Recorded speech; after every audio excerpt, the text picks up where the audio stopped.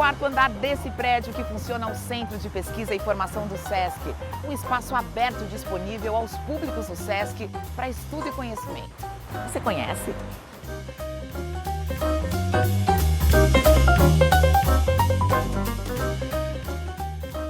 Os encontros, como cursos, seminários e palestras, são realizados em salas de diferentes formatos, com a intenção do diálogo entre os saberes.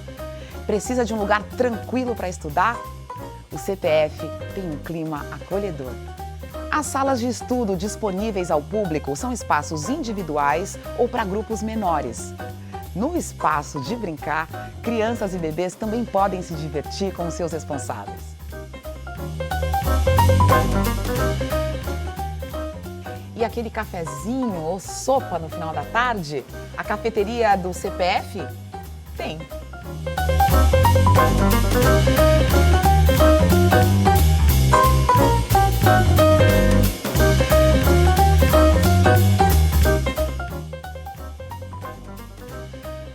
Um espaço de convívio e de muitas reflexões, pensando na saúde e no bem-estar de todos.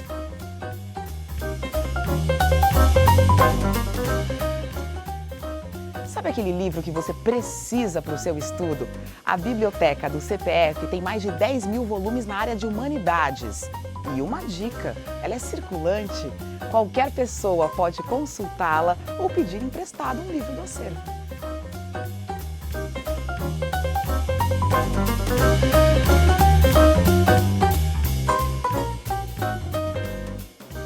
Na central de atendimento, você pode fazer a sua credencial ou comprar ingressos para eventos de qualquer SESC.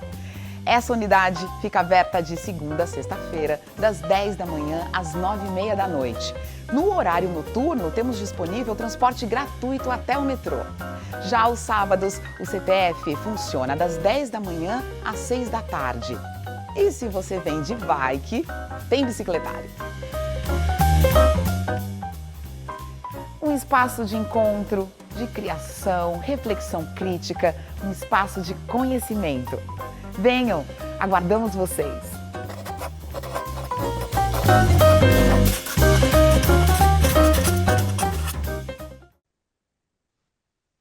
Olá, minha amiga, meu amigo, aqui no painel, né, do Fli Paracatu, né, o Festival Literário Internacional de Paracatu, aqui em Minas, falando um pouco dessa obra, desse autor e desse artista extraordinário que é Cândido Portinari. O Cândido está sendo homenageado aqui pelo Fli Paracatu e a gente tem conversado com uma série de artistas, intelectuais, historiadores, poetas, trancistas, pessoal do rap, enfim, é uma nova viagem, uma nova maneira de perceber a obra do Portinari no contexto do século XXI. Ele viveu no século XX, morreu em 1962, né? E ele está, inclusive, fazendo 100 anos, porque ele nasceu em 1903, ali em Brodowski, no São Paulo, né? Portinari é uma expressão da nossa arte, é um artista que dialogou com a nossa realidade e, nesse contexto, nesse sentido, a gente trouxe ele para que as pessoas pudessem, então, ter um pouco mais de contato, conhecesse um pouco mais de tudo que ele fez, desse universo imenso que ele fez. Esse é só um gatilho para que as pessoas possam lá também, atrás do Cândido Portinari e conhecer um pouco mais da obra dele. Nós fizemos aqui apenas um recorte, vocês que passem aqui na Praça Central, em frente à Igreja Matriz, vai perceber essas telas enormes aqui reproduzidas, que a gente deu o nome de Portinari Negro, né? Que esse é um universo, apenas um universo da arte de Portinari dedicada à população negra.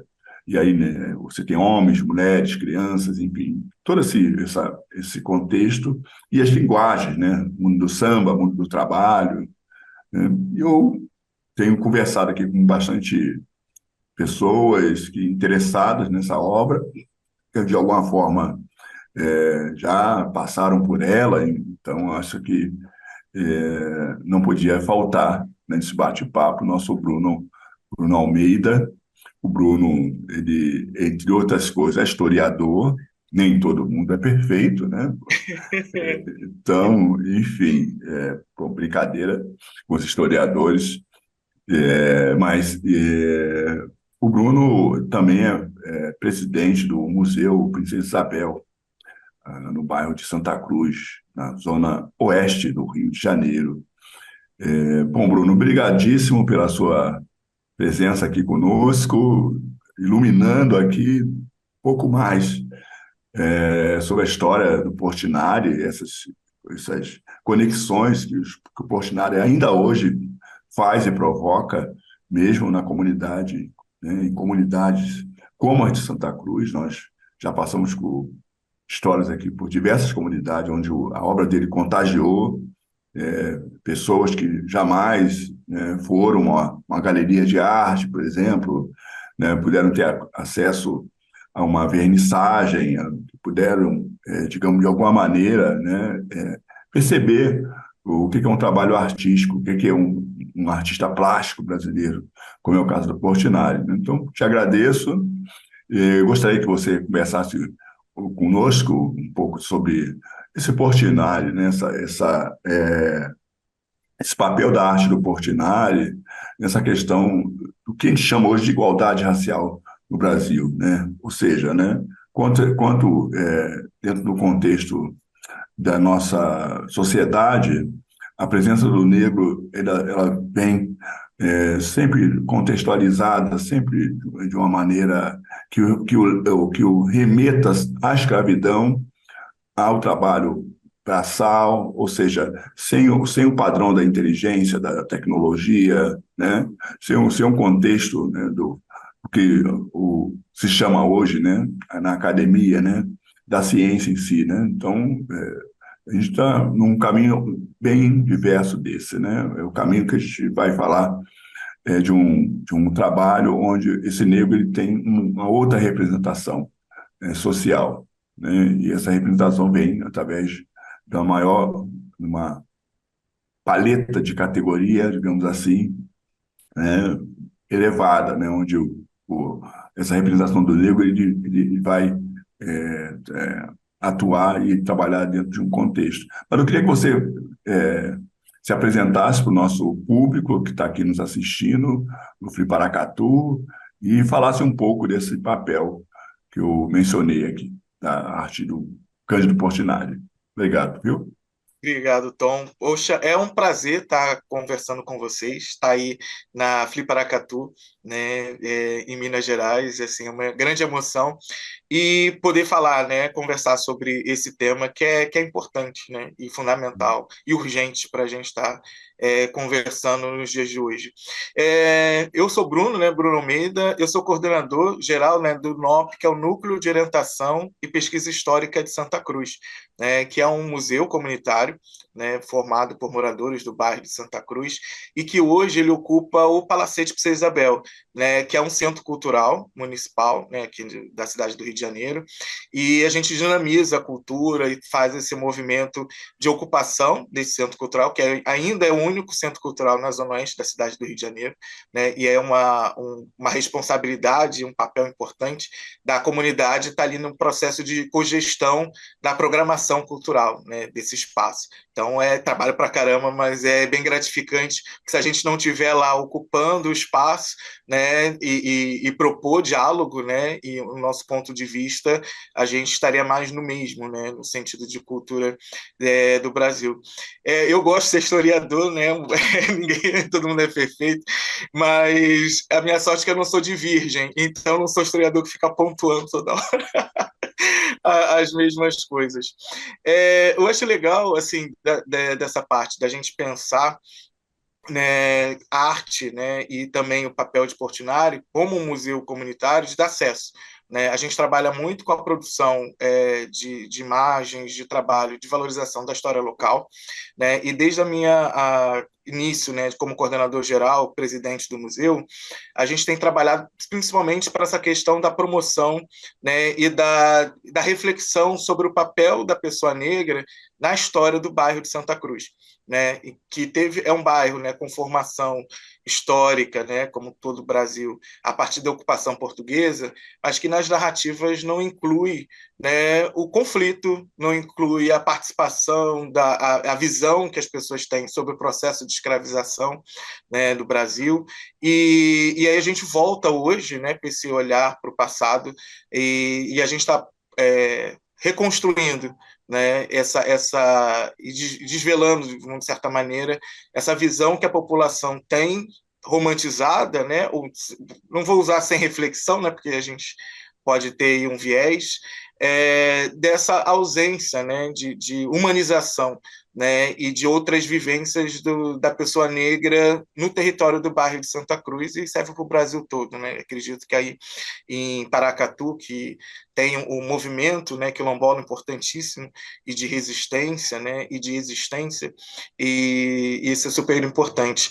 Então, voltar, né, para essa parte e pensar Portinari, né, nesse contexto todo, né, é super importante, porque, assim como vocês falaram, né, principalmente você, Tom, na abertura, né, da exposição, que foi super bacana, que a gente tem, né, como professor de História, a gente sempre inundado com as informações sobre, quando falam do passado do Brasil, do processo colonial, sempre vem Debré e Rugendas que reforçam, né, essa imagem do negro no papel de subalternizado, né? E a gente sabe que a existência, né, a vivência negra, ela não foi, até no período da escravidão, não foi só escravo.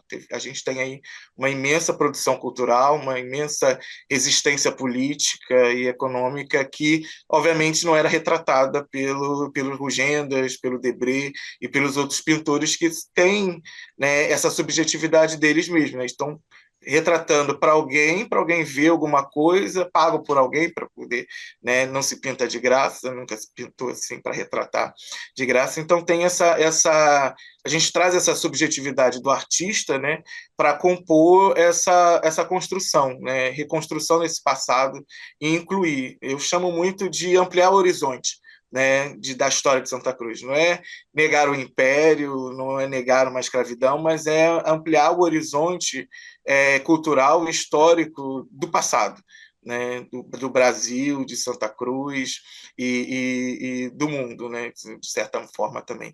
E estar aqui participando dessa conversa e tendo como ponto de partida, né, esse trabalho do Portinari é uma grande honra aqui estar aqui com vocês. Maravilha. Eu penso, primeiro o seguinte, né? Nada contra os historiadores, né? Pelo contrário, né? Eu vivo dos historiadores, então, como biógrafo, enfim, né? Mesmo como romancista, eu vivo dos historiadores. Eu acho que tem uma função, um papel extraordinário na reconstituição do nosso passado, né? O passado no Brasil é muito desvalorizado, né? A história, inclusive, se as coisas por de trás tivesse algum valor, o retrovisor do carro seria do tamanho de um carro, né? Mas o retrovisor é pequenininho. Então, isso é porque não importa muito olhar para trás. Mas assim, só para pontuar aqui com relação aos historiadores, enfim. Mas eu sou uma pessoa amante da cidade de Santa Cruz, né? Esse é um bairro que sempre me fascinou dentro da história do Brasil. E aí se tornou uma espécie de cidade jesuíta, né? Até 1759, quando o Marquês de Pombal expulsou os jesuítas do Brasil. Mas, assim, o contexto da história de Santa Cruz, inclusive, ainda é muito desvalorizada, né? Porque as construções, existem equipamentos em Santa Cruz que só tem em Santa Cruz, né, que foram feitos naquele período, né? E jesuítas, a igreja como um todo, explorou muito a mão de obra escravizada vinda de África. Então, eles chegaram a ter um plantel de negros e negras muito grande, inclusive para manter essa, essa, essa, esse lugar, né, que é hoje o bairro de Santa Cruz. E no meu livro, que é a biografia do poeta Cruz de Souza, eu conto bastante, falo de Santa Cruz, no contexto do matadouro de Santa Cruz, porque o Cruz de Souza, quando morreu, ele morreu numa cidade mineira chamada Sítio, e hoje é Antônio Carlos, e veio de trem, o corpo dele veio de trem para o Rio de Janeiro, né? E esse trem era o mesmo trem que carregava os bois e moares para o matadouro de Santa Cruz. E aí depois eu fui conhecer o matadouro. Aí hoje é uma escola da FATEC, Isso. escola técnica da FATEC.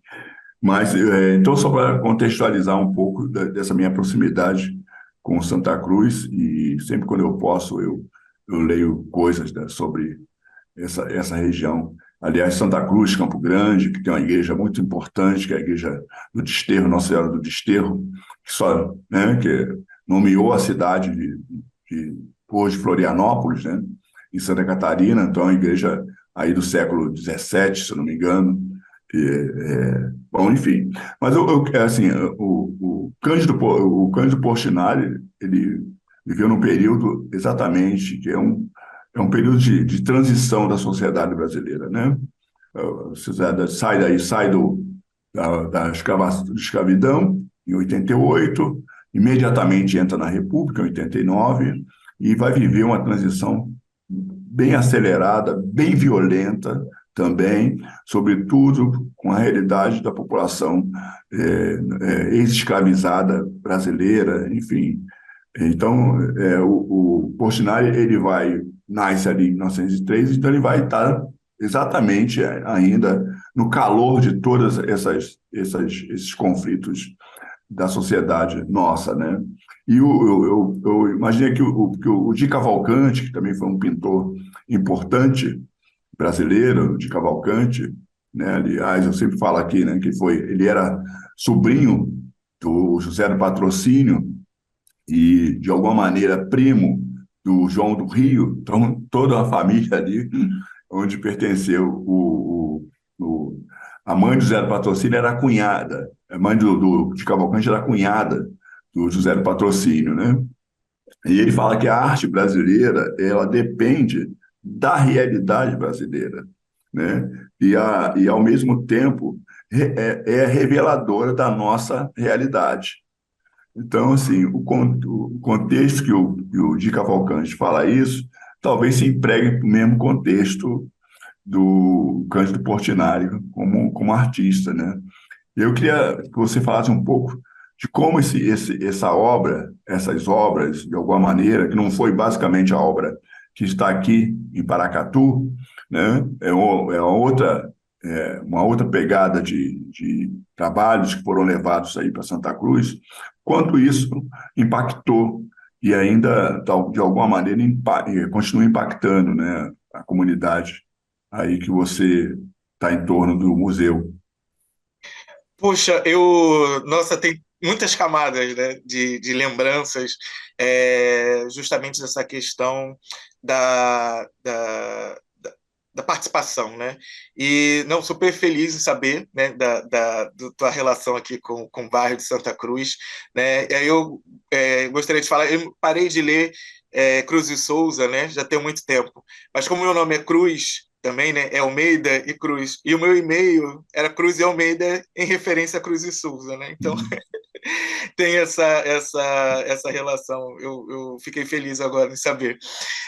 Essa parte, né, do Portinari e dessas camadas que eu tive por experiência, entre elas eu posso até falar de uma certa forma que não foi abordada e tirada, vamos dizer, a limpo na experiência, que é justamente sobre o cargo que eu ocupo.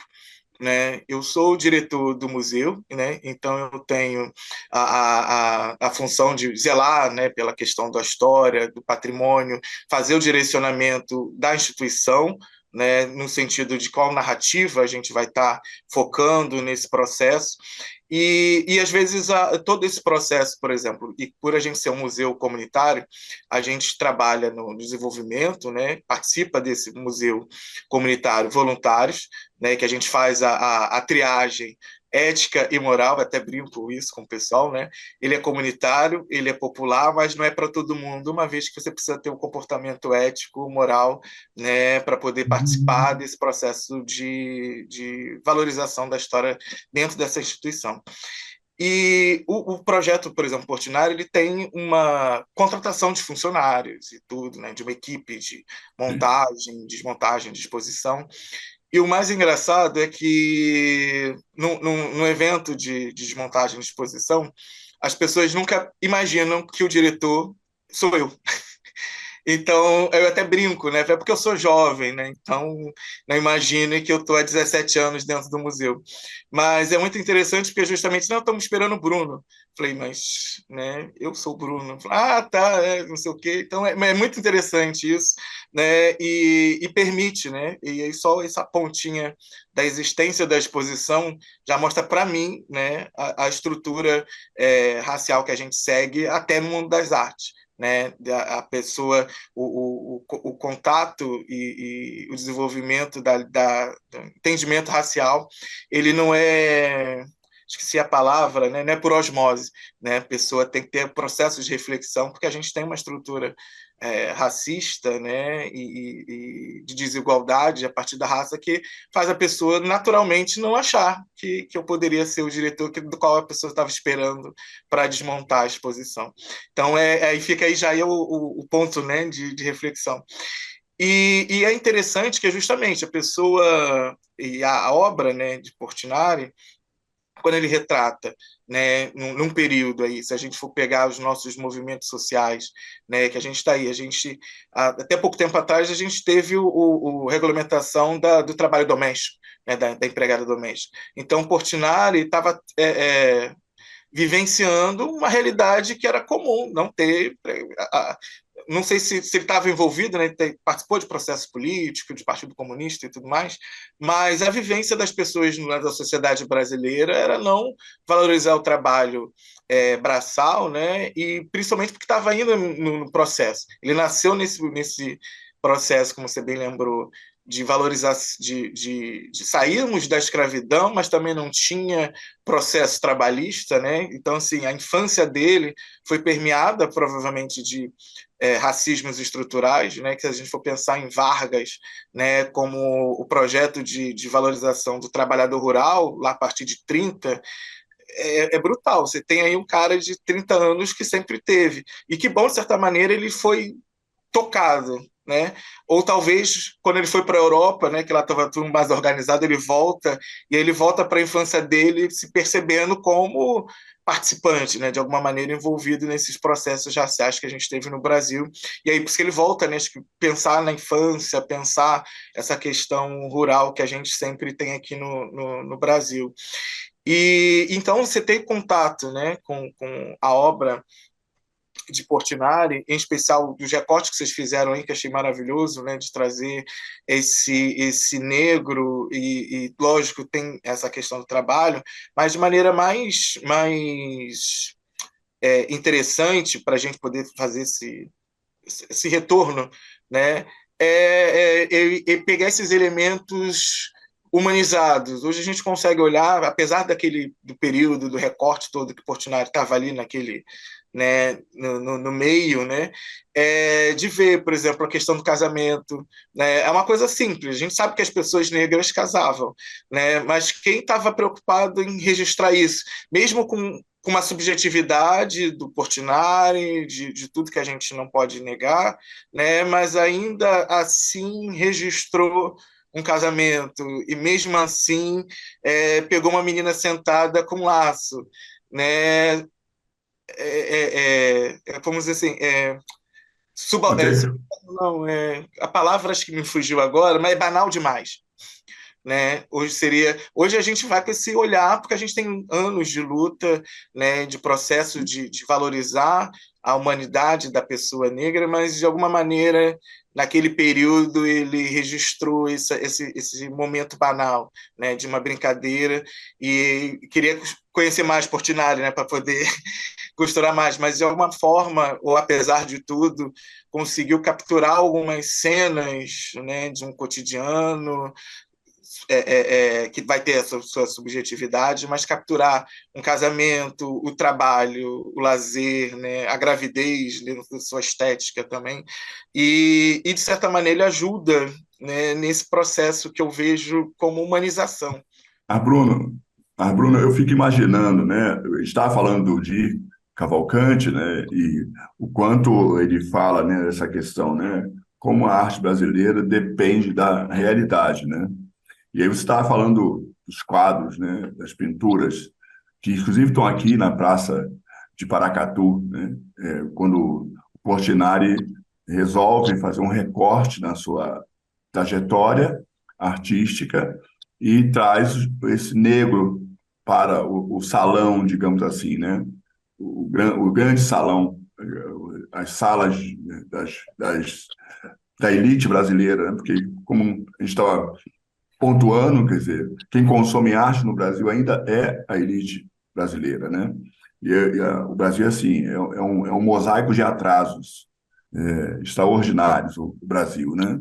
Quer dizer, você vai montando as peças brasileiras, você vai montando os períodos de atraso, de retrocesso e tudo mais. A gente falou um pouco da questão trabalhista, né? Quer dizer, a realidade trabalhista no Brasil ela passa a existir a partir dos anos 30, exatamente com Getúlio Vargas, né? Com a criação do Ministério do Trabalho, aquela coisa toda, né? E aí o quanto o negro, né, ainda está alijado desse processo do formalização do trabalho. Você está falando da questão das empregadas domésticas, né? Quer dizer, mesmo com a lei, você hoje ainda tem mais de 70% das pessoas que trabalham no serviço doméstico sem formalização trabalhista. É muita coisa nesse pensar, né, que você ainda tem denúncias, digamos assim, de trabalho escravizados em muitos lares brasileiros, né? Todo dia você tem algum tipo de histórico nesse sentido, pessoas com 20, 30, 40, 50 anos de trabalho doméstico sem receber nenhum tipo de direito, e, além do mais, né, sendo tratada como pessoa da família, mas, porém, sem direito à herança, sem direito a nenhum tipo de benefício, né? Eu acho que o Portinari ele dialoga muito, e você sair desse contexto da Zona Sul para a região de Santa Cruz, que, aliás, era uma das regiões mais belas que haviam no Rio de Janeiro, no período ali do século XVIII, até mesmo XVII, XVIII, né? Com essa questão, aí espantava chá, né? Por aí morava, né? Você tinha o Gomes Freire, né? Que era o vice-rei, vice-rei do Brasil, enfim, uma presença chinesa muito grande nessa região.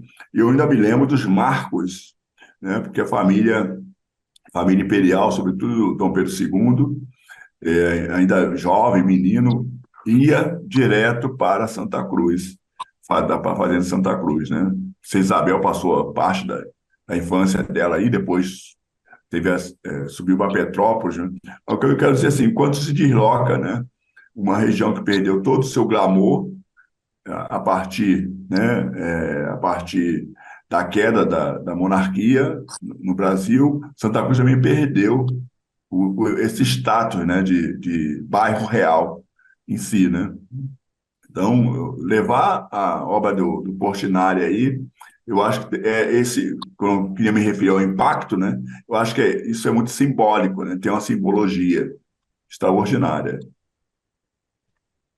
Sim, sim, e super bacana, né, de ver, das leituras, né, que foram possíveis durante a exposição, né, do projeto Portinari aqui em Santa Cruz, no trabalho do museu, e o que a gente usou muito, por exemplo, da réplica, né, dos retirantes, né, que é um dos mais famosos, né, dele também, é a questão porque o bairro ele recebeu uma política de habitação, né, da cidade do Rio de Janeiro, né, de deslocamento de população, de higienização, né, vamos chamar assim, da população da Zona Sul, do centro, né, e o deslocamento das pessoas para o interior. E o interessante nessa zona rural, né, que até então Santa Cruz não era, dentro da lógica, né, um subúrbio ainda, né, subúrbio desse processo de urbanização. Ele passa a ter esses novos, né, moradores que foram retirados, né, das comunidades, criados conjuntos habitacionais. Eu até brinco muito, né, eu digo que Santa Cruz não tem favela, que tem conjunto habitacional que cresceu desordenadamente, né, que você tem ali uma política de habitação baseada em remoção de população, que aí, por isso só já é também, né, já dialoga com todo esse processo aí, né, da perspectiva, né, da visão de Portinari daquele período, e que continuou, né, a gente está falando aí de 1960, 70, que até posterior o falecimento de Portinari, desses contingentes, né, de pessoas que vieram do Nordeste, estavam, por exemplo, foram para a favela da Maré, no Rio de Janeiro, e da Maré foram removidas para Santa Cruz, sem nenhum cuidado, respeito e Aí algum você tipo tem de tem um cesarão aí, né, cara, que é sim, ou um seja, conjunto. um dos lugares mais violentos do Rio. E tem muita. O que foi criado, né, nesse processo aí é o deslocamento, né, e a ruptura de ligação com a terra, né, território, que está sempre presente na obra do Portinari, nessa ligação com a terra, e também com a sociabilidade, né, das pessoas. E aí a gente tem mais camadas de preconceito, né, que é o favelado, em relação a quem morava no lugar, e aí a gente tem essa dinâmica, né, há muito tempo. Né? E sobre essa questão, por exemplo, da cultura negra em Santa Cruz, a gente está se debruçando sobre a história, né, para saber, por exemplo, a quantidade de trabalhadores negros, né, que a gente está falando aí de um período imperial, que vai ter um matadouro, né, de boi, que vai dinamizar uma economia no bairro, e saber a população de trabalhadores negros, né? Então, assim, se teve alguma, e a gente já sabe normalmente que não, né?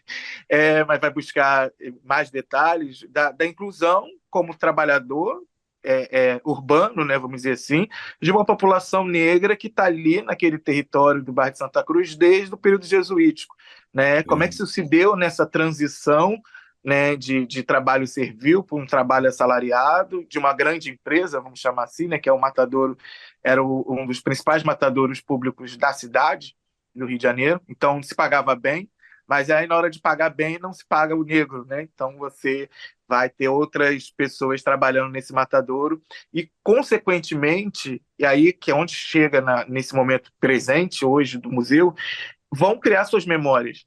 Né? Então, muitas das memórias e das histórias ligadas ao matadouro está ligada a quem trabalhou nele.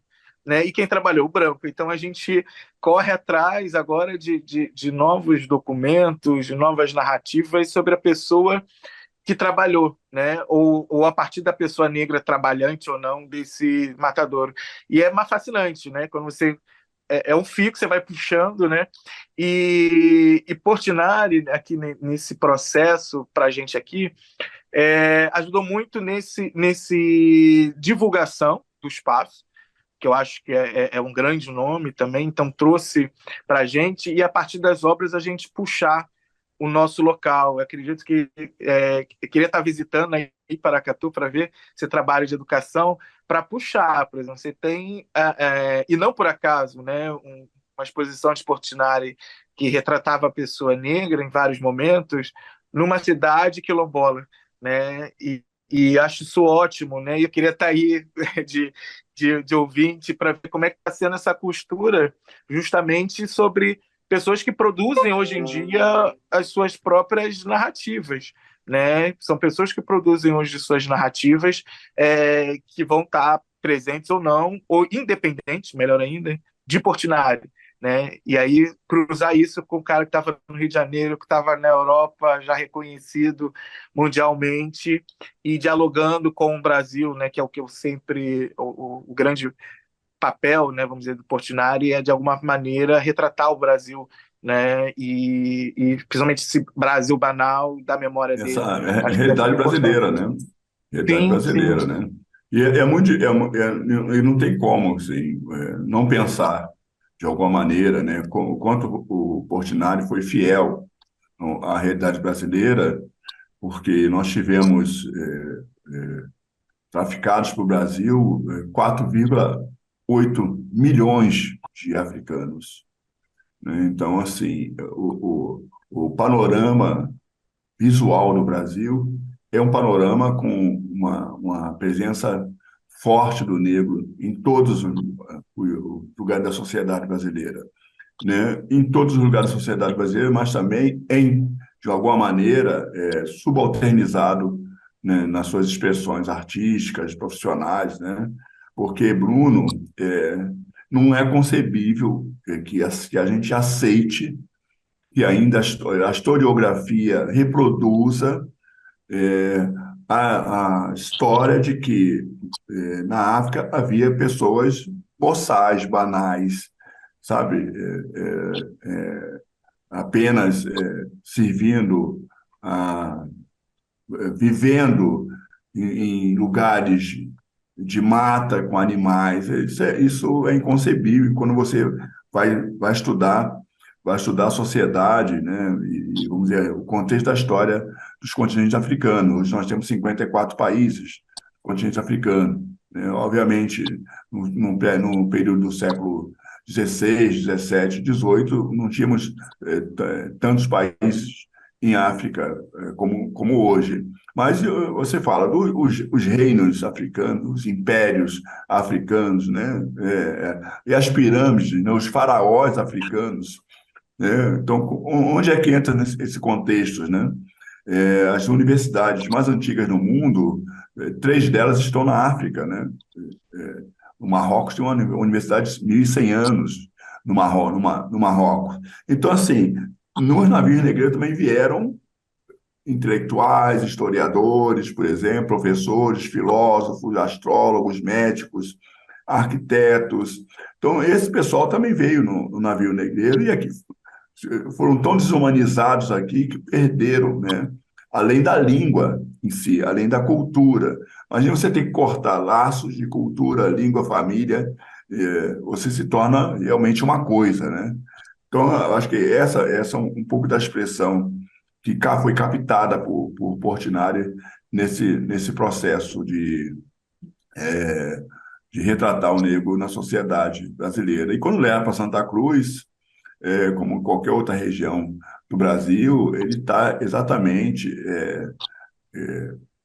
de alguma maneira, protestando, né? Trazendo uma visão é, bem diferente, bem diversa daquela visão que todo mundo tem desse personagem, né? E aí você estava falando agora da escravidão, né? A gente está conversando aqui sobre a escravidão. Você tem um museu, que é o Museu Princesa Isabel, ou seja, a pessoa que assinou o decreto da abolição da escravatura, no dia 13 de maio de 1888, e com a assinatura da abolição, o Rio de Janeiro entrou em festa, como o Brasil inteiro entrou em festa. Então, em alguns arrabaldes, como era chamado, essas regiões todas, né? Santa Cruz, né? Realengo, que era terras realengas, né? Ou seja, terras do rei, fizeram muitas festas sobre a abolição, né? Então, se festejaram muito a abolição. E Santa Cruz foi um desses lugares que teve festejo da abolição da escravatura, né? E é super, assim, a gente em Santa Cruz, e vai dar a presença, né? E aí, como você falou, apesar e a gente sabe que vieram, né, na condição de escravizados, várias pessoas negras, mas aqui no Brasil, né, foi tirado isso das pessoas, né? E colocado numa outra posição de trabalho, né? E desumanizado nesse sentido. Então, quando a gente vem, por exemplo, eu sempre olho aqui, né, que eu achei lindo, né, a pintura do Portinari sobre o casamento, né? E aí hoje, aí até outros avanços que permitem a gente ampliar as narrativas, né, sobre a humanidade do outro, né, que às vezes até não entra muito no debate, mas, por exemplo, a questão da sexualidade do povo preto, hoje a gente pode trabalhar, primeiro falar em sala, né, falar isso, porque é uma pauta presente, né, de discutir gênero e sexualidade, não impor, né, mas entender a existência, né, e a diversidade.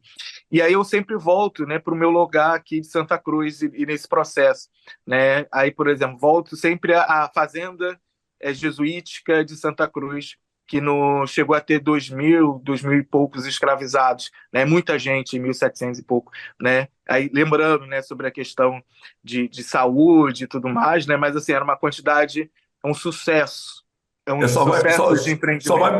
Só vai perder para o Breves, né? Isso, O comendador é um Breves. sucesso. E aí eu brinco, né, com os alunos, é justamente isso, não há espaço nem na narrativa histórica, né, porque você não tem essa perspectiva, documento, independente do documento ou não, mas a gente sabe que o ser humano é o que é. Então, assim, como é que era feito, chegou esse número? Por reprodução. Não tinha proveta, não tinha outro método, então era através, né, do ato sexual forçado, muitas vezes, entre pessoas negras dos aldeamentos indígenas. Eu brinco, todo mundo era hétero. Eu falei assim, hoje no Brasil todo mundo é hétero? Não. Então, onde está a sexualidade do negro e da mulher negra de outra sexualidade, né? E aí eu não falo nem da existência de outros de transgênero aí, né? Que eu não tem nem a perspectiva. Mas só a gente poder pensar justamente a outra camada de violência, que além do trabalho, da não expressão da sexualidade, porque você tinha a função de objeto reprodutor. Né? Então, a gente traz essas dinâmicas do presente. E na obra do Portinari está lá o casamento, está lá. E apesar de ser uma coisa simples, né, mas é uma de grande importância mostrar justamente isso, né, que as pessoas são humanas, né, e elas têm tudo isso, né, e muito mais. E de uma forma linda, né? Você vê, estava vendo que está em exposição aí, por exemplo, as Marias dor, porque uma lata na cabeça pesa, uma lata na cabeça. Eu lembro da Elsa, né? Uma lata na cabeça pesa naquele cenário desolador, né? Mas é uma pintura tecnicamente linda, né? E talvez seja isso uma poesia do olhar, né? Que deixa para a gente refletir essa outra camada, né?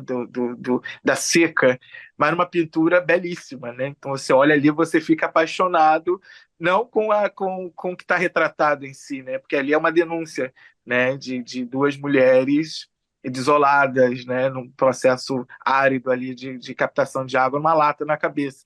E uma pintura lindíssima. Acho que esse é um grande papel do Portinari nessa denúncia, né? E a gente não vê isso de forma comum. Hoje, talvez até mais, né? Hoje a gente tem o grafite, tem outras linguagens artísticas que estão ali desbravando, né, e dando voz e ouvido a esses movimentos de emancipação e de valorização. Mas Portinari, vamos dizer, não vou dizer que é inédito, né, o primeiro, mas tem toda essa sutileza ali, né, essa gingada, né, que ele vai, não vai, né, e bota lá no salão, né, nos grandes salões, essa realidade brasileira, né, de forma não maquiada, mas dentro da poética dele, que é bonita, né, então é muito bom, é muito bom. Parabéns aí pelo trabalho da exposição. Maravilha, dentro da poética. E poeticamente a gente agradece, Bruno, imensamente a sua participação aqui conosco. Acho que foi bem interessante esse diálogo, essa conversa aqui. Eu acho que o público que está nos acompanhando aqui em outros painéis que a gente já passou aqui, também trazemos essa contextualização, né, dessa realidade brasileira ainda tão opressora, ainda tão violenta, misógina, né, ainda com esse contexto desse privilégio branco que se sustenta por séculos no Brasil. Então, acho que são reflexões, como eu falei desde o início, né? A gente bate papo aqui como se estivesse entre amigos, conversando de fato, e tirando, digamos assim, ideias, né? Sim. Gerando ideias. Então, muito obrigado por estar aqui conosco. Pô, eu que agradeço. Bom, a gente vai continuar aqui no Free Paracatu. O Free Paracatu está muito dinâmico, Excelente. é o primeiro Free, viu, Bruno? Primeiro Free, mas com muito impacto aqui na comunidade, nessa população de Paracatu. Nós temos também parte presencial, os autores, aqui tem livrarias, enfim. Então, a cidade está bem movimentada, vale a pena vocês continuarem na nossa programação, indicando para os amigos, enfim. Bruno, um abraço grande. Poxa, muito obrigado. E Sim, Bruno. não, é só agradecer. Eu acompanhei a programação conceitual do digital, né? E o físico e o digital foi super inovação. Aí a gente passou por esse processo. Aí a gente sabe que o digital permite, né, a divulgação também, ampliação. Acompanhei também a exposição, né, do 360 digital também. E a programação está maravilhosa, assim, um grande trabalho aí, parabéns aí pela curadoria, tá excelente. Daquela, pô, vou para Paracatu, e quem está aí próximo prestigia aí o evento, que está maravilhoso. É oportunidade única, né? Valeu, valeu. Bom, obrigadão, pessoal. Até a próxima e ficamos por aqui hoje, mas, enfim, acompanhem pelo nosso perfil nas redes sociais, nos sigam por lá. Obrigadíssimo, Bruno. Um abraço grande. Valeu, obrigado. Até a próxima Até a e próxima. continue cuidando dessa região, dessa comunidade, desse bairro importante do Rio de Janeiro, que é Santa Cruz. Abraço. Valeu, obrigadão.